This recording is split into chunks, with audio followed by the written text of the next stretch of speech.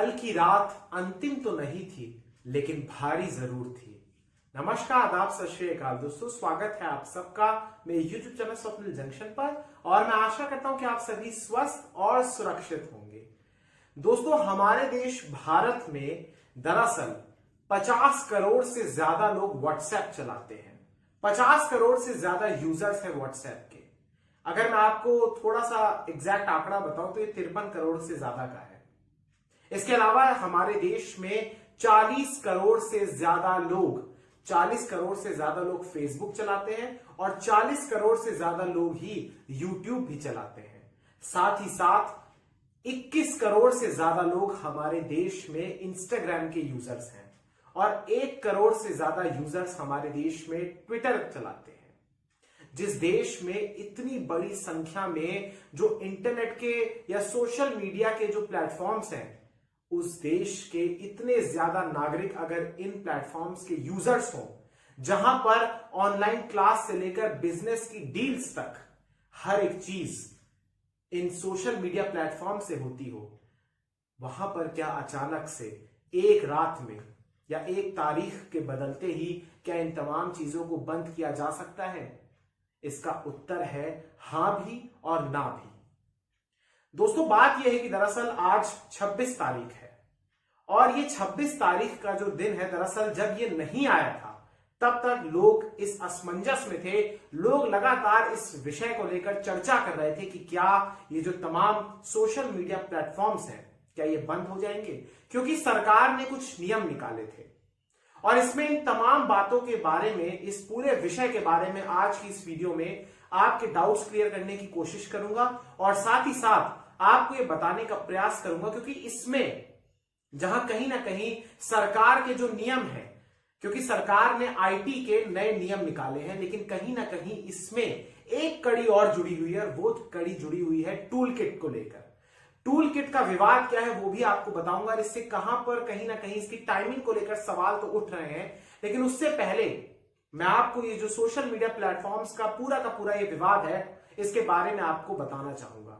सबसे पहले दोस्तों, आप ये जान लीजिए कि दरअसल भारत सरकार ने 25 फरवरी 2021 को दरअसल एक आईटी नियम निकाले थे, कुछ बहुत सारे। और अगर मैं आपको बताऊं तो इसमें जो इस पूरे के पूरे इन नियमों को जिन्होंने डिजाइन किया था, उन मंत्रालयों के आप नाम जान लीजिए। इसमें केंद्रीय सूचना तकनीक व इलेक्ट्रॉनिक्स मंत्रालय और साथ ही साथ इसमें सूचना एवं प्रसारण मंत्रालय यानी MIB जो है, इन दोनों ने मिलकर दरअसल दोस्तों ये गाइडलाइंस या ये ऐसा कहिए कि दिशा निर्देश निकाले थे, और जिस पर जो तमाम भारत के भीतर सोशल मीडिया के प्लेटफॉर्म्स हैं, उन सबसे कहा गया था कि आपको इन तमाम गाइडलाइंस का पालन करना होगा, आपको कंप्लाई करना होगा। यहां पर एक बात मैं आपको स्पष्ट रूप से कहना चाहूंगा दोस्तों कि इस पूरे के पूरे विवाद को लेकर या इस पूरे के पूरे विषय को लेकर लोगों के एक प्रकार से दो पक्ष हो सकते हैं। लोग दो धड़ों में बंट सकते हैं। एक धड़ा कह सकता है कि आप अभिव्यक्ति की स्वतंत्रता पर प्रहार कर रहे हैं, तो वहीं एक धड़ा कह सकता है कि आप इन नियमों के माध्यम से इन तमाम सोशल मीडिया प्लेटफॉर्म्स को, जिनके हेडक्वार्टर्स यानी मुख्यालय विदेशों में है और प्रमुख रूप से अमेरिका में है, उन तमाम लोगों को आप भारत की कंडीशंस और भारत के लॉस के तहत आप उसको ला रहे हैं। मैं यहां पर एक बात स्पष्ट करना चाहूंगा इस विषय को आगे बढ़ने से पहले, इस विषय पर, कि यहां पर दोस्तों भारत कोई नया कदम नहीं उठा रहा है। जिस प्रकार से यूरोप में इन तमाम सोशल मीडिया प्लेटफॉर्म्स को लेकर जो पॉलिसीज हैं वो वहां पर उनके कानून के हिसाब से चलती हैं, उसी प्रकार से भारत में अभी तक तो इन तमाम सोशल मीडिया प्लेटफॉर्म्स को एक इम्यूनिटी मिली हुई थी।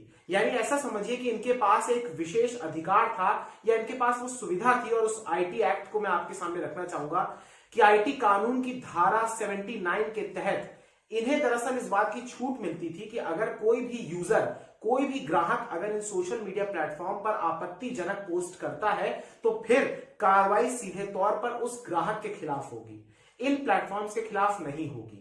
लेकिन अब जो ये नए कानून लेकर आए हैं, जो हमारे ये जो केंद्र सरकार की ओर से लेकर आए हैं, जिसके तहत 25 फरवरी को ये पूरा का पूरा लेकर आए थे, ये दिशा निर्देश लाए थे और इनको 3 महीने का समय दिया था दोस्तों, जिसकी अवधि कल समाप्त हुई है 25 तारीख को। लिहाजा इस पूरे के पूरे एक प्रकार से अगर मैं जिक्र करूं तो ये डिजिटल एथिक्स कोड इसको कहा जा रहा है, और इसमें क्या क्या बड़े बड़े पॉइंट्स हैं वो आप जान लीजिए, क्योंकि इसमें जो पॉइंट्स है दरअसल वो कहीं ना कहीं जो कुछ लोगों का एक कहना है दोस्तों कि सोशल मीडिया प्लेटफॉर्म्स पर बहुत बड़ी तादाद में ऐसे लोग हैं, संख्या उनकी बड़ी है, जो वहां पर निरंकुश हैं और आपत्तिजनक पोस्ट करते हैं, लिहाजा उन पर काबू करना जरूरी है। आइए आपको सबसे पहले इन तमाम कानूनों के बारे में बताता हूं, इन तमाम रूल्स के बारे में बताता हूं। सबसे पहले दोस्तों इसमें जो एक रूल आया है वो ये है कि इन विदेशी इंटरनेट मीडिया कंपनियों को भारत में 3 अधिकारियों की तैनाती करनी होगी, और इसमें यह बात साफ तौर पर कही गई है, जैसा कि मैंने इस वीडियो की शुरुआत में आपको बताया था दोस्तों, कि हमारे देश में इन तमाम सोशल मीडिया प्लेटफॉर्म्स के, जो विदेशी सोशल मीडिया के प्लेटफॉर्म्स हैं, यहां पर जो यूजर्स की संख्या है वो 50 करोड़ के आसपास है औसतन। लेकिन यहां पर कहा गया है कि जिस भी प्लेटफॉर्म के 50 लाख से ज्यादा यूजर्स होंगे उन्हें इन तमाम जो ये नियम है उन पर उनको लागू करना पड़ेगा और उन्हें केंद्र सरकार की बात को मानना पड़ेगा। तो पहला नियम तो यह है दोस्तों कि जितने भी हमारे देश के भीतर ये विदेशी इंटरनेट मीडिया की कंपनियां हैं, जिसमें फेसबुक, इंस्टाग्राम, यूट्यूब, ट्विटर, ये तमाम चीजें आती हैं, इन्हें भारत में 3 अधिकारियों की तैनाती करनी होगी, और ये तमाम अधिकारी भारतीय मूल के ही होने चाहिए। इनमें ग्रीवांस ऑफिसर होना चाहिए, एक इसमें होना चाहिए चीफ कंप्लायंस ऑफिसर, और एक होना चाहिए नोडल ऑफिसर। इन तीनों की तैनाती भारत में की जानी चाहिए। साथ ही साथ इसके अलावा इसमें दूसरा नियम यह है दोस्तों कि 15 दिन के अंदर शिकायत का निपटारा करने की व्यवस्था होनी चाहिए, और 24 घंटे के तहत 24 घंटे के भीतर ही संज्ञान लेने की भी प्रक्रिया होनी चाहिए। यानी एक प्रकार से आप समझ लीजिए कि अगर कोई भी व्यक्ति शिकायत दर्ज कराता है इन सोशल मीडिया प्लेटफॉर्म्स पर कि उसको किसी चीज से आपत्ति है, तो फिर इसके लिए 3 अधिकारियों की तैनाती की जानी चाहिए। क्योंकि आप विरोधाभास देखिए कि जहां ये सोशल मीडिया प्लेटफॉर्म्स यूरोप में उनके कानून से चलते हैं, वहीं भारत के भीतर इनकी अपनी मनमानी चलती है, ये सत्य है। लिहाजा ये जो पहला मैंने आपको पॉइंट बताया कि 3 अधिकारियों की तैनाती होनी चाहिए। इसके अलावा दूसरा ये कि अगर कोई आपत्तिजनक कमेंट करता है या कोई आपत्तिजनक पोस्ट करता है तो उसको लेकर 24 घंटे के भीतर इस विषय पर, उसकी शिकायत पर संज्ञान लेना जाना चाहिए, और 15 दिन के भीतर कार्रवाई होनी चाहिए। साथ ही साथ जो तीसरा ऑप्शन है या तीसरा जो इसमें नियम है वो ये है कि आपत्तिजनक जो पोस्ट है उनकी निगरानी करना, और साथ ही साथ इसमें यह भी कहा गया है कि मैसेज के सोर्स को ट्रैक करना होगा। यानी ओरिजिनलिटी में या ओरिजिनल तरीके से जहां से मैसेज जनरेट हुआ है उस पूरे के पूरे सोर्स की पहचान करना भी इसमें शामिल है। साथ ही साथ अब यहां पर दोस्तों, जैसा कि मैंने आपको बताया कि कुछ सारे संगठन इसमें विरोध भी कर रहे हैं, और उनका कहना है कि दरअसल इसमें प्राइवेसी जो है वो एक प्रकार से उसमें सरकार जो निजता का अधिकार है उसमें हस्तक्षेप कर रही है, और कुछ लोगों का कहना है कि दरअसल इसमें फ्रीडम ऑफ एक्सप्रेशन यानी अभिव्यक्ति की स्वतंत्रता पर भी प्रहार किया जा रहा है। साथ ही साथ यहां पर आपको मैं बताना चाहूंगा दोस्तों कि इन तमाम प्लेटफॉर्म्स के पास एक स्पेशल स्टेटस है, और यह स्पेशल स्टेटस है इंटरमीडियरी का, यानी मध्यस्थ होने का। यानी ये एक प्रकार से एक माध्यम के तौर पर होते हैं कि ये एक किसी व्यक्ति का कोई मैसेज, उसका कोई ओपिनियन या उसकी कोई भी बात, उसकी कोई भी निजी जिंदगी से जुड़ी हुई या उसके सामाजिक जीवन को लेकर, राजनीतिक दृष्टिकोण को लेकर या अलग अलग क्षेत्रों को लेकर उसके क्या विचार है, उसे वो सार्वजनिक करता है इन प्लेटफॉर्म्स के माध्यम से। यानी ये एक मीडिएटर की भूमिका अदा करते हैं, लिहाजा ये बचते आ रहे थे। लेकिन अब अगर इन्होंने इन तमाम कानूनों को नहीं माना तो हो सकता है कि आने वाले समय पे इन पर प्रतिबंध लग जाए। लेकिन कल तो यानी आज जिस प्रकार से कल आशंकाएं थी कि इन पर प्रतिबंध लग जाएगा, वो प्रतिबंध अभी नहीं लगा है। साथ ही साथ आपको मैं कुछ अपडेट भी देना चाहूंगा कि इसको लेकर अलग अलग प्लेटफॉर्म्स की भूमिका या उनके प्रतिक्रिया क्या है। सबसे पहले आपको बताना चाहूंगा कि स्वदेशी एक प्लेटफॉर्म है कू नाम का, इसको आप ट्विटर की तरह समझ सकते हो, भारत का है, और कू ने इन तमाम जो ये नियम है उन पर अपनी सहमति हां कर दिया, उन्होंने सहमति जता दी है, और वो इन तमाम नियमों के तहत उन्होंने इन तमाम अधिकारियों से लेकर तमाम नियमों को मान लिया है। कू के तकरीबन इस देश में 65 लाख के आसपास अभी फिलहाल यूजर्स हैं, अभी हाल ही में आया है, देसी प्लेटफॉर्म है ये। इसके अलावा फेसबुक ने कहा है कि हम सरकार के कुछ नियमों का पालन करेंगे और हम सरकार से बातचीत कर रहे हैं। फेसबुक ने भी एक प्रकार से हामी भरी है और फेसबुक ने यह भी कहा है कि हम अपने ग्राहकों की निजता का और अभिव्यक्ति की स्वतंत्रता का अधिकार को सुरक्षित करते हैं और उसके लिए प्रतिबद्ध है। साथ ही साथ ट्विटर की ओर से दोस्तों कोई प्रतिक्रिया नहीं आई है। हालांकि एक खबर आई है सोर्सेज के हवाले से कि ट्विटर ने अमेरिका में जो उनका हेडक्वार्टर है वहां पर शिकायत की है और ये पूरा का पूरा मामला वहां तक पहुंचा है और वहां के जो लीगल एडवाइजर्स है उनसे भी चर्चा की जा रही है और एक बड़े अफसर भी हैं जो पहले वहां पर जो वहां की खुफिया एजेंसी है अमेरिका की उसमें भी काम कर चुके हैं। तो ये बात अब अमेरिका तक पहुंची और कई लोग कह रहे हैं कि जो बाइडेन तक भी पहुंचेगी क्योंकि ये मामला कहीं ना कहीं भारत सरकार से भी जुड़ा हुआ है।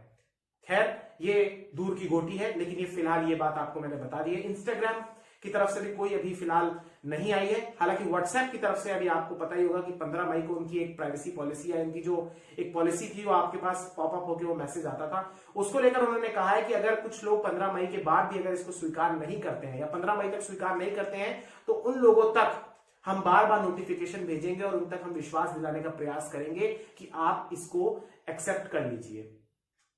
बहरहाल दोस्तों आपको मैं एक बात और बताना चाहूंगा कि कहीं ना कहीं ये पूरा का पूरा विवाद तो है। अब इसको लेकर आपको मैं सरकार का पक्ष भी बताना चाहूंगा। देखिए चाहे भाजपा की सरकार हो या कांग्रेस की सरकार हो, इन लोगों ने समय समय पर अपने राजनीतिक आधार पर अपने राजनीतिक लाभ को देखते हुए सोशल मीडिया प्लेटफॉर्म्स के फायदे में और कभी उनके खिलाफ ट्वीट किया है और दोनों के पास समय की परिस्थिति या मौके की नजाकत को देखते हुए तर्क मौजूद है। आपको याद कराना चाहूंगा कि यही कांग्रेस जो आज हिमायती बन रही है सोशल मीडिया प्लेटफॉर्म्स की, वो किसी जमाने में आरोप लगाती थी कि बीजेपी के नेताओं का समर्थन किया जा रहा है, बीजेपी के नेताओं के पोस्ट को वायरल किया जा रहा है, बीजेपी के नेताओं के पोस्ट पर कोई प्रतिबंध नहीं लगाया जा रहा। और अब स्थिति बिल्कुल उल्टी हो गई। अब बीजेपी के एक नेता को या बीजेपी के राष्ट्रीय प्रवक्ता को और बड़े बड़े उनके नेताओं को या कुछ लेखकों को उनके जो ट्वीट्स हैं उस पर ट्विटर ने मैनिपुलेटेड का टैग लगा दिया। तो अब भाजपा ट्विटर समेत तमाम सोशल मीडिया प्लेटफॉर्म्स के खिलाफ हो गई। अब बात आप इसको ऐसे समझिए दोस्तों कि ये जो सरकारें हैं दरअसल ये किसी प्रकार से जवाब देना चाहती है। यहां पर मैं ये स्पष्ट नहीं कह रहा हूं, यहां पर इसका अर्थ ये बिल्कुल भी नहीं है कि सोशल मीडिया प्लेटफॉर्म्स को भारत के कानून का, भारत सरकार द्वारा जो कानून लेकर आए जा रहे हैं या जो नियम बनाए जा रहे हैं उनका पालन नहीं करना चाहिए। बिल्कुल करना चाहिए, क्योंकि अगर आप हमारे देश में हैं, और ऐसा कैसे हो सकता है कि इस देश के भीतर बड़े बड़े प्लेटफॉर्म्स हैं अंतरराष्ट्रीय स्तर के इंटरनेट के, ये जो सोशल मीडिया प्लेटफॉर्म्स हैं, और हमारे देश में कोई शिकायती काउंटर नहीं है, कोई ऐसा ऑफिस नहीं है जहां पर शिकायत हो सके अगर कोई आपत्तिजनक पोस्ट कर रहा है। आपको पता है कि फेक न्यूज का हमारे देश में कितना प्रकोप रहा है। फेक न्यूज के नाम पर इस देश में लिंचिंग हो गई। फेक न्यूज के नाम पर इस देश में ऐसी भ्रामक प्रचार किया गया कि कुछ लोगों को कह दिया कि ये बच्चा उठाने आया, फिर लोगों ने उनको पीट पीट कर घायल कर दिया, कई जगह पर मार भी दिया। कई जगह पर ऐसी फेक न्यूज फैलाई जाती है। आप जानते हैं कोरोना के टाइम पे कितना ज्यादा फेक न्यूज को फैलाया गया, और बहुत सारे एग्जाम्पल है, असंख्य हैं, शायद उनकी गिनती नहीं की जा सकती कि फेसबुक पर या ट्विटर पर या इंस्टाग्राम पर फेक न्यूज का एक बहुत बड़ा एक सर्किट काम कर रहा है, एक सिंडिकेट है। लेकिन अचानक से ही अगर सरकारें इन तमाम चीजों पर प्रतिबंध लगा देंगी, इस वार्ता को अगर संयम के साथ नहीं किया जाएगा, क्योंकि यहां पर बहुत अहम है कि इंटरनेट संचालक या जो ये सोशल मीडिया प्लेटफॉर्म के संचालक है वो और सरकार बैठकर आपस में एक विस्तृत चर्चा करे और इस पर इसके हल निकाले। क्योंकि अगर आप एक दिन में, अगर मान लीजिए उदाहरण के तौर पर अगर आप बंद कर देते तो तमाम चीजें तो रुक जाती। लोगों का डेटा, लोगों की चीजें, आपने पहले इन तमाम प्लेटफॉर्म्स की आदत दिलाई और उसके बाद आप एक रोज उठकर कह देंगे कि इन तमाम चीजों पर प्रतिबंध लग जाएगा। और आप कल्पना कीजिए कि बीते 24 घंटों के दौरान ट्विटर पर ट्रेंड किया जा रहा है। अच्छा, विरोधाभास देखिए, आपको हंसी भी आएगी कि ट्विटर पर ट्रेंड किया जा रहा है कि I stand with Twitter India भी, और एक प्रकार से ट्रेंड ये भी किया जा रहा है कि बैन ट्विटर, यानी ट्विटर पर ही समर्थन तो चलिए, समर्थन तो समर्थन है, उसको आप पॉजिटिव तरीके से देख लीजिए, लेकिन ट्विटर पर आप विरोधाभास देखिए कि ट्विटर पर ही ट्विटर को बैन करने के लिए ट्रेंड किया जा रहा है। ये इस देश में कुछ लोगों का मानसिकता है। बहरहाल मैं उस पर कमेंट तो नहीं करूंगा, आपने वो देखा भी होगा। लेकिन बहरहाल बात यह है दरअसल कुल मिला के कि ये विवाद ये है दरअसल कि इसमें अगर इन तमाम जो ये नियम है, अगर इन पर ये जो इंटरनेट या सोशल मीडिया प्लेटफॉर्म्स की जो कंपनीज अगर ये रिलाय या कंप्लाई नहीं करती हैं तो फिर इन पर प्रतिबंध लगाया जा सकता है। साथ ही साथ दोस्तों आपको ये भी बताना चाहूंगा कि एक सरकार का एक धड़ा ये भी है जो चाहता है कि इन प्लेटफॉर्म्स पर अंकुश लगाया जाए। इसलिए हो सकता है कि उस धड़े ने ऐसा कहा भी हो। साथ ही साथ दोस्तों आपको ये भी बताना चाहूंगा कि चूंकि अगर इनसे जो इंटरमीडियरी का जो स्टेटस छिन जाता है तो फिर इन पर कानूनी तरीके से मुकदमा भी दर्ज किया जा सकेगा। यानी एक प्रकार से अगर अवमानना का इनको नोटिस दिया जाए या कुछ भी किया जाए तो वो सब तमाम चीजें इनके साथ की जा सकती हैं। इसलिए ये कदम इसको महत्वपूर्ण माना जा रहा है। और साथ ही साथ दोस्तों आपको ये भी बताना चाहूंगा कि कहीं ना कहीं आप देखिए कि सूत्रों के अनुसार अगर मैं आपको बताऊं तो सरकार के इन आईटी नियमों को लेकर जो सोशल मीडिया प्लेटफॉर्म्स पर इन पर लगाए गए, कुछ कंपनियों ने कहा है कि हम 6 महीने, आप हमें 6 महीने का एक्सटेंशन दे दीजिए, हम इस पर विचार करेंगे, क्योंकि हमने अपने हेडक्वार्टर्स को मैसेज किया है, उनसे अभी निर्देश नहीं मिले हैं। साथ ही साथ एक बात मैं आपको और बताना चाहूंगा दोस्तों कि इसमें फिक्की जैसे जो संगठन है, जो इंडस्ट्रियल एसोसिएशंस हैं, या इसमें सीआईआई आता है, इन तमाम लोगों ने भी सरकार को इन नए नियमों को लागू करने के लिए थोड़ा सा विचार करने के लिए भी बात कही है और थोड़ा समय लेने की भी बात कही है। तो ये पूरा का पूरा दोस्तों विवाद है। फिलहाल आप ये समझ लीजिए कि अभी तो ये प्रतिबंध इन पर नहीं लगेगा, लेकिन आने वाले समय में क्या हो जाए इस पर कोई स्पष्ट बयान नहीं दे रहा है। अब आपको दोस्तों वीडियो के इस दूसरे हिस्से में मैं आपको बताना चाहूंगा कि आखिर टूल किट को लेकर क्या विवाद है। टूल किट का विवाद आप समझ लीजिए, फिर इस वीडियो को अंत करते हैं। तो दोस्तों दरअसल ये जो टूल किट को लेकर ये पूरी की पूरी कंट्रोवर्सी है या पूरे का पूरा ये विवाद है, इस विवाद को आपको समझना होगा, क्योंकि विवाद दरअसल ये है दोस्तों कि 18 तारीख को भाजपा के, भारतीय जनता पार्टी के जो राष्ट्रीय प्रवक्ता हैं संबित पात्रा, दरअसल इन प्रवक्ता महोदय ने एक स्क्रीनशॉट शेयर किया दोस्तों ट्विटर पर, और उन्होंने इसे कांग्रेस की टूल किट बताया। उन्होंने कहा कि इस टूल किट के माध्यम से कांग्रेस कोरोना प्रबंधन को लेकर प्रधानमंत्री नरेंद्र मोदी को, उनकी छवि को धूमिल करना चाह रही है। इसमें यह बातें लिखी हुई थी कि प्रधानमंत्री का जो एक प्रकार से सेंट्रल विस्टा कार्यक्रम की जो उनका सपना है, या सेंट्रल विस्टा का पूरा जो कार्यक्रम है, उस पूरी योजना को एक प्रकार से पीएम के घर के तौर पर कहा जाए। इस स्क्रीनशॉट में ये तमाम बातें लिखी थी, और साथ ही साथ उसमें यह भी लिखा गया था कि कोरोना वायरस को इंडियन वायरस कहा जाए। ऐसा एक स्क्रीनशॉट संबित पात्रा ने वायरल किया, और उन्होंने आरोप लगाया कि ये कांग्रेस पार्टी की ओर से वायरल किया गया है। हालांकि इस मामले को लेकर अभी भी पुष्ट नहीं किया है, किसी ने भी पुष्टि या इसको लेकर तस्दीक अभी नहीं हुई है। इसके अलावा दोस्तों आगे का आप सुनिए, 20 मई को क्या होता है कि ट्विटर ने संबित पात्रा के ट्वीट पर मैनिपुलेटेड मीडिया का टैग लगा दिया, और इसके अलावा एक और लेखक, एक शख्स है, उनका नाम है शेफाली वैद्य, इनकी पोस्ट को भी इसी तरीके से मैनिपुलेटेड का इन पर टैग लगा दिया। ट्विटर की ओर से कार्रवाई की गई। फिर दोस्तों 21 मई को भाजपा के विनय सहस्त्रबुद्धे, सुनील देवधर, चारू प्रज्ञा, कुलजीत सिंह चहल और प्रीति गांधी, इनकी पोस्ट को भी मैनिपुलेटेड मीडिया की जो टैग है, जो उसका कीवर्ड है, उससे लगा दिया ट्विटर की ओर से। फिर 22 मई को क्या होता है दोस्तों कि केंद्र सरकार ने ट्विटर को हिदायत दी कि इस तरह की टैगिंग आप मत कीजिए। सरकार ने कहा कि टूलकिट मामले की जांच की जा रही है, और इस तरह की टैगिंग से ट्विटर जांच से पहले ही फैसला सुना रहा है। अब यहां पर आप जान लीजिए दोस्तों कि ये जो सरकार का एक धड़े का पक्ष है, वो ये भी कहता है कि ट्विटर दरअसल एक प्रकार से न्यायाधीश की तरह जजमेंट दे रहा है। ट्विटर फैक्ट चेकर के नाम पर खुद ही फैसला दे देता है, और उसमें जो फैक्ट चेकर के माध्यम है, या जो सोर्स हैं जो फैक्ट चेकिंग करते हैं, उसमें पारदर्शिता नहीं है। ये सरकार का पक्ष है। इसलिए सरकार ने यहां पर भी कहा कि अगर जांच चल रही है तो आप इस प्रकार से मैनिपुलेटेड का टैग नहीं लगा सकते। ये केंद्र सरकार की ओर से वक्तव्य आया। इसके अलावा 24 मई को क्या होता है दोस्तों कि दिल्ली पुलिस ने ट्विटर इंडिया के MD, managing director Manish Maheshwari को नोटिस भेज दिया, और इस पर जो मनीष माहेश्वरी, इन्होंने यह कहकर पुलिस के दफ्तर जाने से इनकार कर दिया। उन्होंने मना किया कि वो इस मामले में अथॉरिटी नहीं रखते हैं। इसके अलावा दोस्तों 25 मई को आप सब ने देखा कि किस प्रकार से ट्विटर इंडिया को नोटिस भेजे जाने की सूचना एक प्रकार से तड़के भेजी गई अमेरिका में, जब वहां पर सही से सुबह भी नहीं थी। और एक बहुत ही अहम घटना 24 मई को हुई दोस्तों, और 24 मई को यह हुआ कि टूलकिट मामले को लेकर जो तमाम दस्तावेज इकट्ठा करने के लिए दिल्ली पुलिस की स्पेशल सेल राजधानी दिल्ली के ट्विटर इंडिया का जो हेडक्वार्टर है, जिसका दरअसल जो लाडो सराय इलाका है वहां पर है, वहां पर उन्होंने वो पहुंची स्पेशल सेल की एक प्रकार से एक टीम, और एक गुरुग्राम के दफ्तर में वो पहुंचती है। वहां पर हालांकि चूंकि ट्विटर के जो कर्मचारी हैं वो तमाम लोग होम रहकर काम कर रहे हैं, वर्क फ्रॉम होम के तहत काम कर रहे हैं, लिहाजा वो इन लोगों को नोटिस नहीं भेज पाए। इस पर दिल्ली पुलिस की ओर से बयान आया कि वो उन्हें लगता है या उनके पास इस बारे में जानकारी है, उन्हें खबर मिली है, सूचना मिली है कि ट्विटर के पास कुछ ऐसे तथ्य हो सकते हैं, कुछ ऐसी जानकारियां हो सकती हैं जो कि इस टूल किट विवाद को लेकर उसमें महत्वपूर्ण भूमिका निभा सकती है, इसलिए वो उन्हें नोटिस देने के लिए गए थे।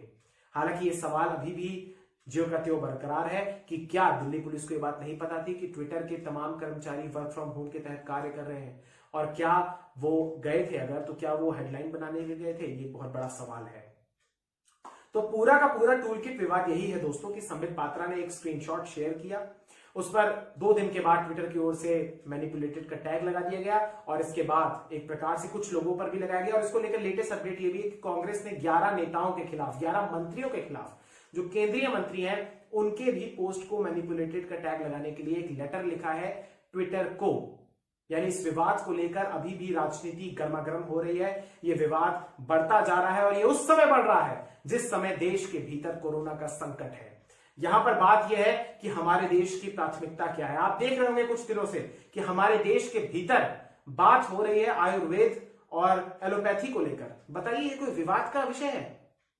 इस समय जहां तमाम लोगों को एक साथ रहने की आवश्यकता थी, और वो लोग हैं एक साथ, लेकिन कुछ ऐसे लोग हैं जो बाबा हैं, या कुछ ऐसे लोग हैं जो कंट्रोवर्सी करते हैं, और कुछ ऐसे विवादित बयान देते हैं जिससे देश में एक भटकाने का माहौल तैयार होता है, और असली मुद्दों से, रियल परेशानियों से एक प्रकार से डिस्ट्रैक्ट किया जाता है। ये आप सब समझ रहे होंगे दोस्तों।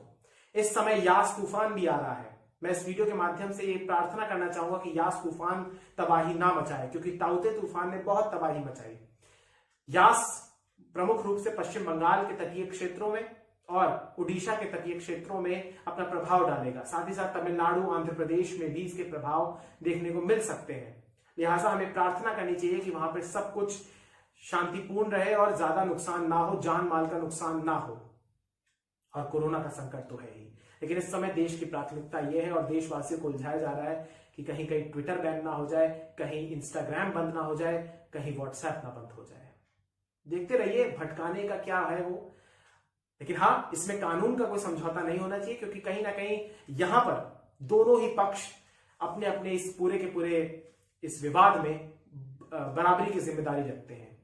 इसमें उम्मीद करते हैं कि आने वाले समय में क्या होता है, और जो भी हो अच्छा ही हो। बहुत बहुत शुक्रिया, बहुत बहुत धन्यवाद। जय हिंद, जय भारत, वंदे मातरम, इंकलाब जिंदाबाद, सत्यमेव जयते। नमस्कार।